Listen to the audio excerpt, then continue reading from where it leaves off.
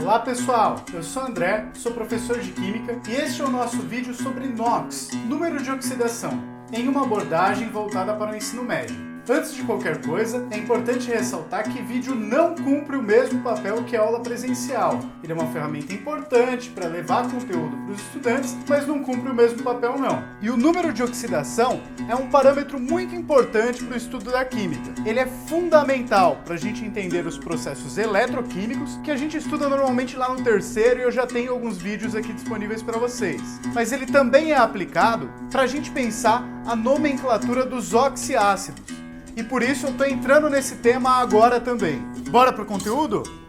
Para começar aqui essa discussão sobre o NOx, número de oxidação, eu gostaria de retomar aqui o tema das ligações químicas, que nós já tratamos em 4 vídeos anteriormente aqui no canal, e lembrar que nós temos ligações iônicas, que são aquelas formadas por átomos ou grupo de átomos, com tendências opostas a sofrer ionização, a perder ou ganhar elétrons. Nós temos as ligações covalentes, que vão se dar entre átomos com eletronegatividades altas e semelhantes, e nós temos também as ligações metálicas, que se darão entre átomos com baixas energias de ionização, com grandes tendências a perder elétrons. E eu introduzo aqui para vocês o conceito de número de oxidação como uma idealização. O número de oxidação seria a carga hipotética que o elemento teria se a gente fizesse a suposição de que todas as ligações que os seus átomos fazem naquele composto fossem tratadas como ligações iônicas, ou seja, aquelas ligações onde um dos átomos se comportará como cátion e outro átomo se comportará como ânion.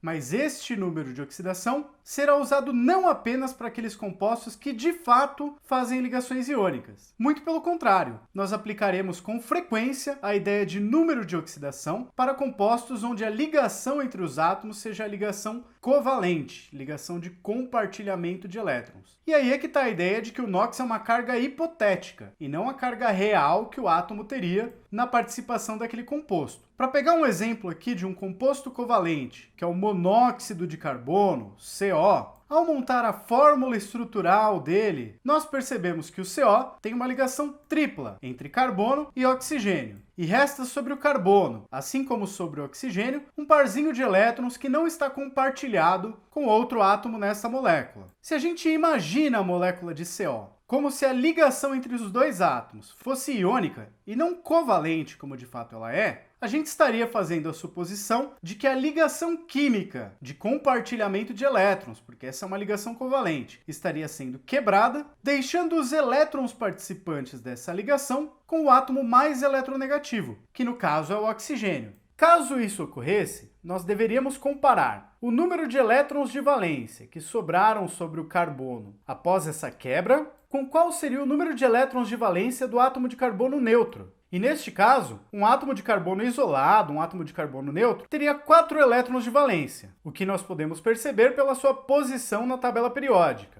O lítio é 2s1, berílio 2s2, boro 2p1, carbono 2p2. 2 elétrons em orbitais p, mais 2 elétrons no orbital s, o carbono tem 4 elétrons de valência. No entanto, após essa quebra imaginária da ligação, deixando todos os elétrons compartilhados com o oxigênio, o carbono ficou com apenas 2 elétrons de valência, 2 a menos do que o átomo neutro. Deste modo, isso corresponderia a um carbono com carga mais 2. O átomo neutro teria 4 elétrons de valência, o átomo formado por essa quebra teria apenas 2 elétrons a menos. Com 2 cargas negativas a menos do que as cargas positivas que o átomo tem, sua carga hipotética nessa situação seria mais 2. Portanto, é esse seu número de oxidação. Eu vou enumerar aqui algumas regras gerais para a gente compreender o cálculo do número de oxidação, que posteriormente serão tratadas de maneira mais detalhada. E a primeira delas é a seguinte: o número de oxidação de qualquer elemento em uma substância simples é zero,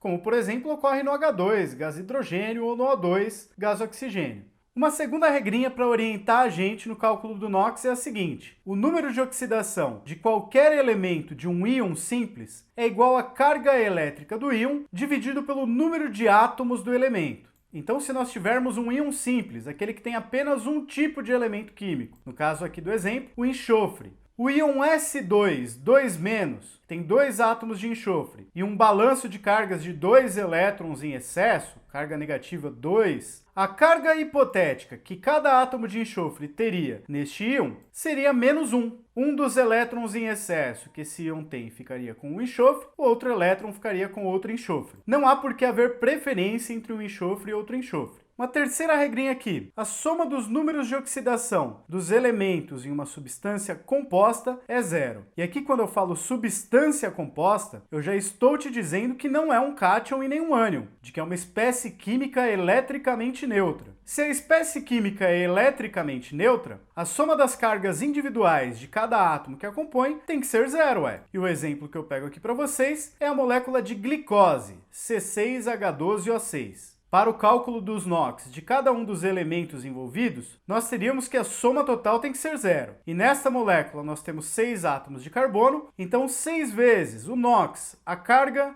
hipotética do carbono, mais 12 vezes, são 12 hidrogênios, a carga hipotética do hidrogênio, mais 6 vezes a carga hipotética do oxigênio, tem que ser 0. E não se preocupa não que logo a gente vai resolver isso daqui. A quarta e última regrinha é que a soma dos números de oxidação em um íon composto é igual à carga elétrica do íon. E esta regra nada mais é do que o desdobramento da terceira. Se em uma molécula eletricamente neutra, que não tem carga residual, a soma das cargas específicas de cada um dos átomos que a compõem tem que ser igual a 0, que é a carga da molécula, em uma espécie química carregada, em um íon, cátion ou ânion, a soma das cargas específicas de cada um dos átomos tem que ser igual à carga total daquele íon. No caso aqui do nosso exemplo, o ânion clorato tem carga -1. A soma dos NOx de cada um dos átomos envolvidos tem que ser -1. Como o clorato tem 1 cloro e 3 oxigênios, o NOx do cloro mais 3 vezes o NOx do oxigênio neste íon composto tem que ser igual a -1, que é a carga do íon. Agora nós vamos analisar com cuidado o que acontece em cada uma daquelas situações e como que a gente pode desvendar algumas das incógnitas para achar o NOx de cada um dos elementos em uma substância simples, em uma substância composta, em um cátion, em um ânion, em qualquer espécie química. E vamos começar pelo caso mais simples. Tanto do ponto de vista químico, estamos falando de substância simples, como do ponto de vista do raciocínio que precisa ser empregado. Na substância simples, o NOx dos elementos é 0. Se são substâncias, são espécies eletricamente neutras, não são íons, não são cátions, não são ânions, e elas são simples.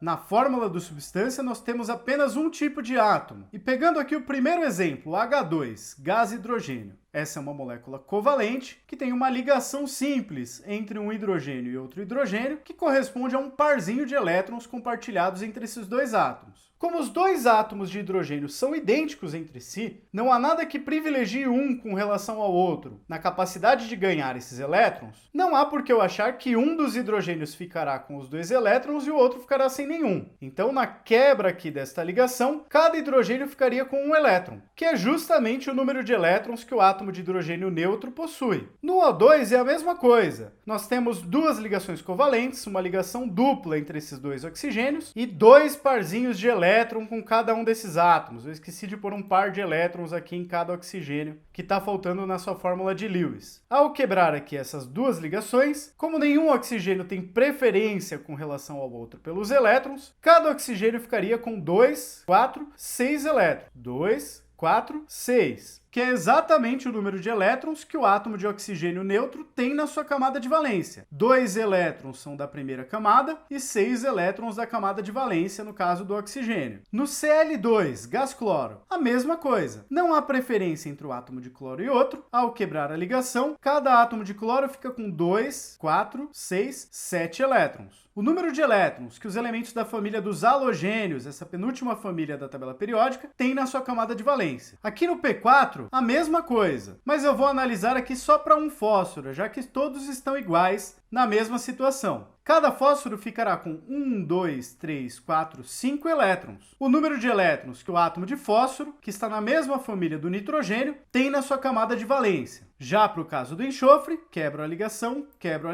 vou novamente analisar um único enxofre, já que todos estão na mesma situação. Este enxofre está com 2, 4, 5, 6 elétrons de valência com ele. O enxofre, que é da mesma família do oxigênio, tem 6 elétrons de valência quando é um átomo neutro. Então, em cada um desses casos, cada átomo apresenta, quando a gente faz a quebra da ligação, o mesmo número de elétrons que era esperado para um átomo neutro. Isso porque, nas substâncias simples, nenhum elemento é mais ou menos eletronegativo do que o outro que está ligado. Nenhum deles tem preferência pelos elétrons. Diferente do que acontecia aqui no monóxido de carbono, CO, onde o oxigênio era mais eletronegativo, e se eu suponho, faço a hipótese de que as ligações serão tratadas como iônicas, todos os elétrons participantes da ligação ficariam com o oxigênio. Até aí tudo bem, a substância simples, é só lembrar que é zero o número de oxidação dos átomos na substância simples, que nem precisava fazer aquela análise toda, só fiz para demonstrar para vocês. Já nas substâncias compostas e nos íons compostos, só o que nós sabemos é que a soma das cargas hipotéticas tem que ser igual à carga da espécie química, se for uma substância. A carga é zero, se for um íon, a soma das cargas é igual à carga do íon.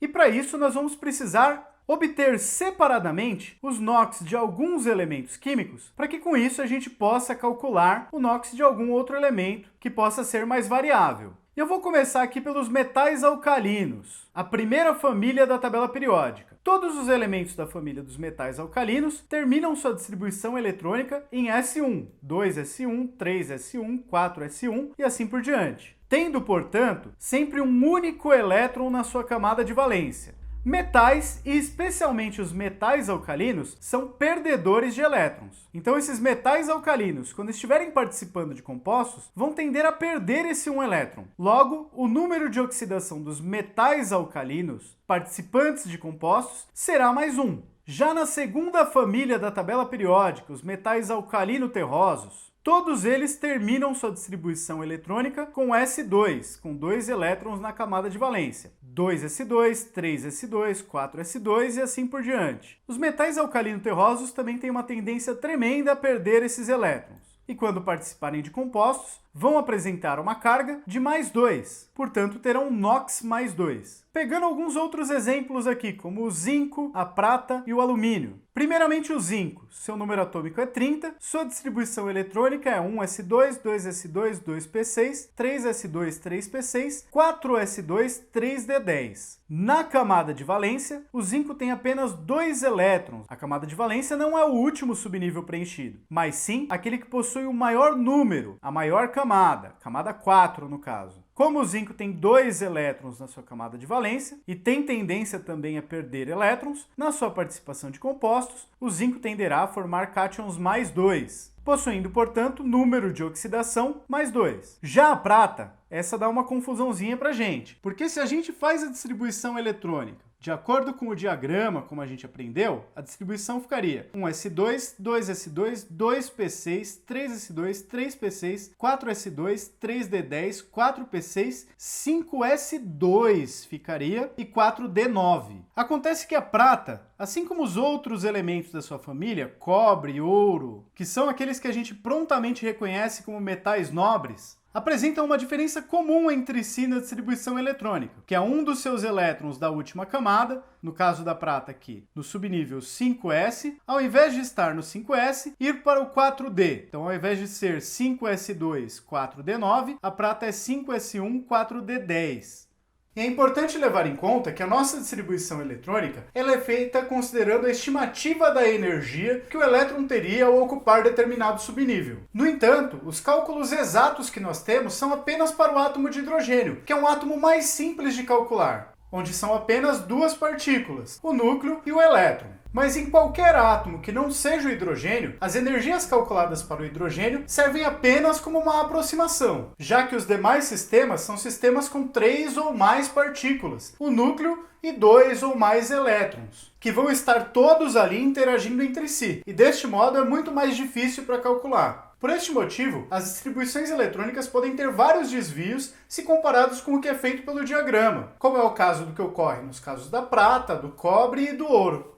Mas para além das razões de mecânica quântica e matemática para esse desvio aqui, um jeito bom para você lembrar que a prata se comporta de maneira diferente é lembrar que os metais nobres têm uma tendência mais baixa a perder elétrons. E se a prata guardou um dos seus elétrons de valência em um nível mais interno, na camada 4, esse elétron está mais protegido de ser retirado desse metal do que se ele estivesse aqui na camada 5. Com essa distribuição eletrônica, a prata tende a formar cátions Ag+, com carga mais 1. Portanto, seu número de oxidação é mais 1. O alumínio, por sua vez, tem distribuição eletrônica 1s2, 2s2, 2p6, 3s2, 3p1. Na camada de valência, o alumínio possui 3 elétrons. O cátion que ele vai formar é o cátion 3+. Portanto, seu número de oxidação típico será mais 3. Passando para mais um elemento e tentando desvendá-lo pelo menos em algumas situações. E esse elemento é o enxofre. O enxofre, que é da família do oxigênio, possui distribuição eletrônica 1s2, 2s2, 2p6, 3s2, 3p4, tendo, portanto, 6 elétrons na camada de valência. Desta forma, o enxofre tem uma grande tendência a ganhar 2 elétrons e ficar com carga menos 2. Mas isso só vai acontecer quando o enxofre for o elemento mais eletronegativo participante dessa ligação. E alguns exemplos que nós temos são o sulfeto de hidrogênio, H2S, que em meio aquoso forma o ácido sulfídrico, e o disulfeto de carbono, CS2, um solvente apolar importante. Mas e o que acontece quando o enxofre não for o elemento mais eletronegativo? Aí nós vamos ter que levar em conta qual é a substância que ele está presente e calcular o NOx do enxofre em função do NOx dos outros elementos que estão ali. Partindo agora para a família dos halogênios, flúor, cloro, bromo e iodo. Para os halogênios, a gente vai seguir uma dedução semelhante à do enxofre. A distribuição eletrônica de todos eles termina com 7 elétrons na camada de valência, prestando atenção aqui no caso do bromo e do iodo, que a camada de valência não corresponde aos últimos elétrons preenchidos em algum subnível. Corresponde, na verdade, à soma dos elétrons que estão na camada de maior número N, na camada mais externa, no caso do bromo, a camada 4, e no caso do iodo, a camada 5. Como essa turma aqui toda tem 7 elétrons na camada de valência, eles têm uma grande tendência a ganhar um elétron e ficar com carga menos 1. Então os halogênios, quando estiverem ligados a elementos que sejam menos eletronegativos do que eles, quando eles forem os mais eletronegativos da ligação, eles terão NOx menos 1.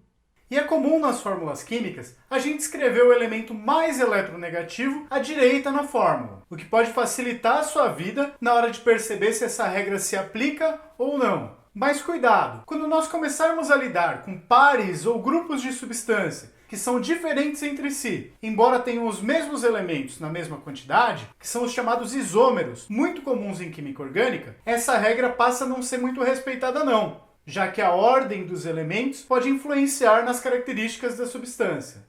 E alguns exemplos aqui onde o halogênio é o elemento mais eletronegativo são o fluoreto de hidrogênio, que em água forma ácido fluorídrico, o cloreto de hidrogênio, HCl, que em água forma ácido clorídrico, brometo de hidrogênio, ácido bromídrico, iodeto de hidrogênio, ácido iodídrico, o tetracloreto de carbono, um outro solvente bastante importante, um haleto orgânico aqui, que é o bromometano, também, o OF2 e o O2F2. E quando o halogênio não for o mais eletronegativo? Bom, para o flúor isso não é uma questão. O flúor sempre será o mais eletronegativo. Já cloro, bromo e iodo podem eventualmente não ser os mais eletronegativos quando estiver, por exemplo, o oxigênio presente ali fazendo ligação com esses átomos. E novamente nós teremos que calculá-los em função dos NOx dos outros elementos que estarão ali presentes. E agora chegou a vez do hidrogênio. O hidrogênio que está ali no primeiro lugar da tabela periódica. Estando na primeira camada, essa camada só pode comportar até 2 elétrons. E o átomo de hidrogênio neutro possui 1 elétron.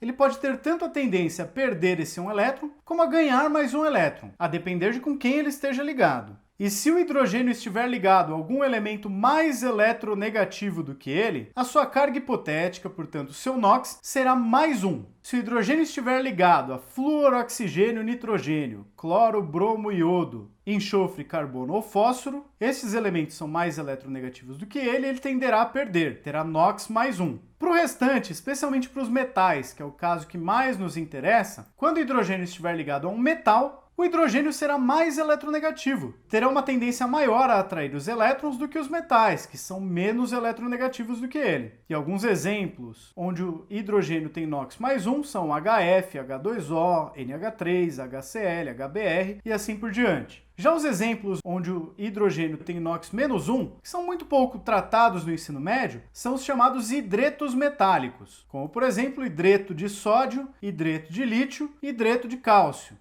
E enfim o oxigênio, que tem ali sua distribuição 1s2, 2s2, 2p4, portanto uma tendência grande a ganhar mais 2 elétrons, ficar com NOx menos 2 para completar sua camada, e na maioria dos casos terá esse NOx menos 2. E alguns exemplos são o dióxido de nitrogênio, o óxido nitroso, o monóxido de cloro, dióxido de cloro, dióxido de enxofre, trióxido de enxofre, o monóxido de carbono, o gás carbônico, CO2 e a própria água. Para o NOx do oxigênio, você quase sempre vai considerar que ele é menos 2. A menos, é claro, que seja o gás oxigênio, que é O2, ou o gás ozônio, que é O3. Aí são substâncias simples, e substâncias simples o NOx do elemento é zero. Mas também tem alguns outros casos um pouco diferentes que eu vou apresentar agora. E alguns casos diferentões aqui para o número de oxidação do oxigênio são os chamados peróxidos, onde aquele que é mais provável de vocês se depararem, tanto na vida como em exercícios, é o H2O2, peróxido de hidrogênio, que está presente na água oxigenada. Montando a sua molécula, nós percebemos que na quebra da ligação entre um oxigênio e outro, nenhum tem preferência. Já na quebra da ligação com o hidrogênio, o oxigênio ganha um elétron a mais do que o átomo neutro. Portanto, seu número de oxidação é menos 1. Tem um elétron além daquele que teria no átomo de oxigênio neutro. Outros dois exemplos, que aí a gente analisa de acordo com a regra de que a soma dos NOx dos elementos na substância composta tem que ser zero, que são o caso do ZnO2. O zinco, nós já analisamos que ele tem o NOx mais 2, para compensar o mais 2 do zinco, a soma dos dois oxigênios tem que ser menos 2. Portanto, menos 1 para cada um. E o Na2O2, onde cada sódio é mais 1, juntando os dois sódios mais 2, e a soma dos dois oxigênios tem que dar menos 2, menos 1 para cada um. Outro exemplo diferentão são os chamados superóxidos, que nós também podemos analisar de acordo com a soma total dos NOx dentro do composto, que é uma espécie química neutra, que tem que ser igual a zero. O potássio é um metal alcalino, assim como o sódio no exemplo anterior, e os metais alcalinos são mais 1, 2 potássios dá mais 2. A carga para ser dividida entre os 4 oxigênios tem que ser menos 2. Menos 2 dividido por 4 dá menos meio. No BaO4, nós temos um alcalino terroso, o bário. Alcalinos terrosos têm NOx mais 2, o bário é mais 2. Para compensar, precisamos de menos 2 dividido entre os 4 oxigênios, menos 2 dividido por 4, menos meio. O NOx do oxigênio nos superóxidos é menos meio. Outras exceções importantes são os compostos de oxigênio com flúor. E aqui vale lembrar que o flúor é o mais eletronegativo de todos os elementos da tabela periódica. Ele é o único que ganha do oxigênio. O flúor terá NOx menos 1. No OF2 eu tenho 2 flúors, menos 2, o oxigênio tem que ser mais 2. E no O2F2, cada flúor é menos 1, menos 2, a soma dos dois oxigênios tem que ser mais 2, portanto, mais 1 para cada um. E agora aqui, desvendando algumas incógnitas, a gente tem mais condições de analisar em detalhes o que acontece aqui no caso das substâncias compostas e dos íons compostos. E eu vou analisar aqui, em primeiro lugar, a molécula de glicose, que eu já vim usando como exemplo de substância composta. A glicose tem 6 carbonos, 12 hidrogênios e 6 oxigênios. A soma dos NOx dos elementos na glicose tem que ser igual a zero. É uma espécie química neutra. 6 vezes o NOx do carbono, mais 12 vezes o NOx do hidrogênio, mais 6 vezes o NOx do oxigênio tem que ser igual a zero. Mas o NOx do hidrogênio a gente já sabe. Na glicose, nós temos hidrogênios ligados a átomos mais eletronegativos do que ele. Hidrogênio ligado a átomo mais eletronegativo vai tirar o elétron do hidrogênio. Seu NOx será mais 1. Então, 12 NOx do hidrogênio é 12 vezes 1. Nós também conseguimos desvendar para o oxigênio. Eu não tenho aqui nenhum caso especial. O oxigênio está participando de um composto, não é substância simples, portanto não é zero. Não tem o peróxido, não tem o superóxido, que dê nenhum resultado diferente, e nem está ligado ao flúor. O NOx do oxigênio será, portanto, menos 2, que é o mais comum dos casos. 6 vezes o NOx do oxigênio é 6 vezes menos 2. Resolvendo aqui essa continha, 6 NOx do carbono mais 12 vezes 1 mais 6 vezes menos 2, 6 vezes menos 2 dá menos 12, com mais 12, 0. 6 NOx do carbono é 0, NOx do carbono igual a 0. Pegando um outro exemplo aqui, do CO2, dióxido de carbono, gás carbônico. O CO2 tem um carbono e 2 oxigênios. O NOx do carbono mais 2 vezes o NOx do oxigênio tem que dar igual a 0. É uma espécie química neutra. O NOx do carbono eu não sei, o NOx do oxigênio é menos 2. Porque não está em nenhuma daquelas situações especiais, está no caso mais comum. 2 vezes menos 2, menos 4. Soma 4 de cada lado, portanto o NOx do carbono é mais 4. Mais um exemplo, o Fe2O3, que é o óxido de ferro que a gente encontra na ferrugem, e também na hematita, um dos principais minérios de ferro que se tem por aí. O Fe2O3 tem 2 ferros, 2 vezes o NOx do ferro, e 3 oxigênios, 3 vezes o NOx do oxigênio. A soma dos NOx tem que ser 0, porque a espécie química é neutra. O NOx do oxigênio é menos 2, porque não está em nenhum caso especial. 3 vezes menos 2, menos 6. Somando 6 de cada lado e depois dividindo por 2, o NOx do ferro é mais 3. E no ferro puro, na sua forma metálica, qual que é o número de oxidação? Bom, aqui nós temos que lembrar que se trata de uma substância simples, então o número de oxidação do ferro é 0. E não foi à toa que eu escolhi esses exemplos. Na nossa respiração celular, nós consumimos glicose e produzimos CO2. Veja a diferença do NOx do carbono nessas duas moléculas. Na glicose era 0 e no CO2 é mais 4. Na respiração celular, a gente obtém energia às custas da oxidação do carbono, tirando elétrons de carbono e jogando eles para oxigênios. E como a gente tem 6 carbonos em cada molécula de glicose, são ao todo 12 elétrons que são transferidos de carbonos para oxigênios para cada molécula de glicose consumida na respiração celular. Já nos outros exemplos, comparando o Fe2O3 com o ferro metálico, no ferro metálico o NOx do ferro é 0, substância simples. Já no Fe2O3, que está presente na ferrugem e também no minério de ferro, ele é mais 3. Então, quando o ferro enferruja, o número de oxidação dele, o NOx, está aumentando. Por outro lado, quando nós convertemos o minério de ferro em ferro metálico, o ferro 0, isso acontece lá nos altos fornos das siderúrgicas, nós estamos promovendo a redução do número de oxidação do ferro, às custas, é claro, de uma oxidação do carbono, ou mais especificamente ainda, do monóxido de carbono, CO, formado pela combustão incompleta do carvão lá no forno da siderúrgica. E para fechar, vamos calcular aqui alguns números de oxidação de íons. No primeiro exemplo aqui, o ânion clorato. Reparem que aqui eu não sei o número de oxidação do cloro, porque ele está ligado a um átomo mais eletronegativo, que é o oxigênio. Então eu deixo ele como incógnita. Número de oxidação do cloro, mais 3 vezes o número de oxidação do oxigênio, porque são 3 oxigênios, tem que dar menos 1, que é a carga do íon. O oxigênio está aqui na sua situação mais comum, que o número de oxidação é menos 2, 3 vezes menos 2, menos 6. Somo 6 de cada um dos lados, o NOx do cloro é mais 5. Mais um exemplo aqui, o ânion hipoclorito, que está presente nas soluções de hipoclorito de sódio que a gente compra como água sanitária. Novamente, o NOx do cloro está indefinido, já que ele está ligado a um átomo mais eletronegativo, e o NOx do oxigênio é menos 2. NOx do cloro mais menos 2, que é o NOx do oxigênio, tem que dar igual a menos 1, que é a carga do íon. NOx do cloro é igual a mais 1. Mais um exemplo aqui, o ânion nitrato, NO3-. Uma vez o NOx do nitrogênio, mais 3 vezes o NOx do oxigênio, tem que dar menos 1. NOx do oxigênio é menos 2, não tem nada de especial nessa situação. 3 vezes menos 2, menos 6. Soma 6 dos dois lados, NOx do nitrogênio, mais 5. E por último aqui, o ânion nitrito, NOx do nitrogênio mais 2 vezes o NOx do oxigênio, dá menos 1, que é a carga do ânion. NOx do nitrogênio é mais 2 vezes menos 2, que é o NOx do oxigênio, que daria menos 4. Soma 4 de cada um dos lados, dá mais 3. NOx do oxigênio é mais 3. E aqui com esses dois exemplos a gente pode construir mais uma correlação com a biologia. No processo de transformação do nitrogênio gasoso em uma forma que seja assimilável pelas plantas, existem micro-organismos que inicialmente convertem o nitrogênio gasoso do ar em amônia, NH3, posteriormente essa amônia é oxidada sendo convertida a nitrito, com número de oxidação mais 3, e depois ainda é convertida a nitrato, onde o nitrogênio apresenta número de oxidação mais 5. E esta que é a forma que é assimilada com mais tranquilidade pelas plantas. Bom, pessoal, é isso aí. Eu espero que vocês tenham gostado. E no nosso próximo vídeo dessa sequência, nós vamos discutir as funções inorgânicas, ácidos, bases, sais e óxidos. Muito obrigado pela atenção, fiquem de olho nos próximos vídeos do canal e até mais!